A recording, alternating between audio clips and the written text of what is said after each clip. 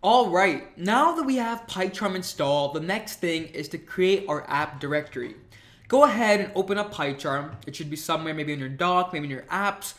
Double click on it and you should see this window. Now we're going to go ahead and select create a new project. Your location can be anything. I'm going to make my documents, Django projects, and then I'm going to call mine first project. Okay? You can call yours whatever you want. Just make sure you know where you have saved it. Okay?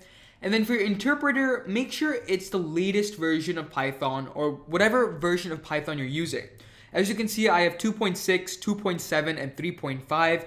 Make sure you select 3.5 or higher. Hit create, and fantastic. We now have our Django project right in front of us. Now, a few tips of advice, just getting to know how this whole PyCharm interface works. On the left-hand side, we have our directories. Basically, any files, any folders that we might require. All right, in the middle over here, that's where we see all the code. To display any file, you have to double-click on that file, all right? And then on the bottom, you have the Python console, which is I guess it's key. And then you have the terminal, which you're gonna use right now. So go ahead and open up your terminal, and right over here, go ahead and type the following command. pip3 install virtual env, okay? So I get that it's saying requirement already satisfied, but for you, virtual env should have downloaded.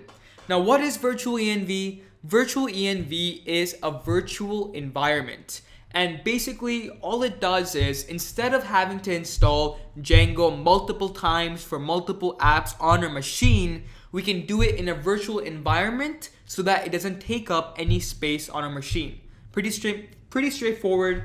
So as you know, we use pip3 and not pip. The reason being, if you have any version of Python, suppose 2.7, 2.6 like I do, pip will get confused where to install virtual env and you're gonna get some problems. So make sure you do pip3 install virtual env.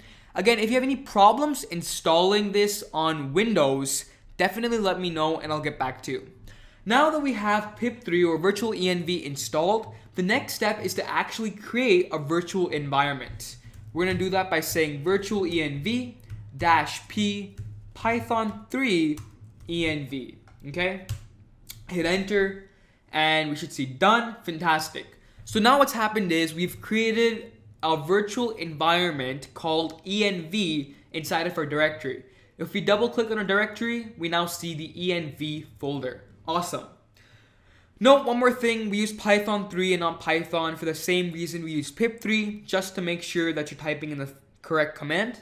Then the last thing we have to do with our virtual environment is activate it. Go ahead and say source env/bin/activate, hit enter, and now we see env in brackets before the terminal, which means that it's been activated.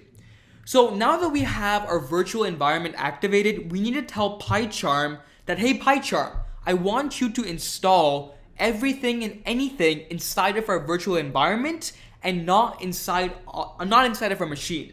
So go ahead and in PyCharm, select preferences. On the Windows, it should be quite similar. And then you want to go to not version control, but your first project, and select project interpreter. Once you're in the project interpreter, make sure you change it to your new virtual environment, which is going to be something along the lines of /env/bin/python. Go ahead and select that, apply, and OK. Awesome. The last thing we have to do for setting up our directory is going to be installing Django. Now that PyCharm knows that we're using Python 3.5, we can just say pip install Django. Everything should work properly. Let's go, let's take a look. And successfully installed Django 1.9. Now, if you have a more recent version of Django, that's absolutely fine. Everything should still work. But anyways, fantastic job. We now have created our directory, we set up our virtual environment, and we installed Django, and I'll see you in the next video.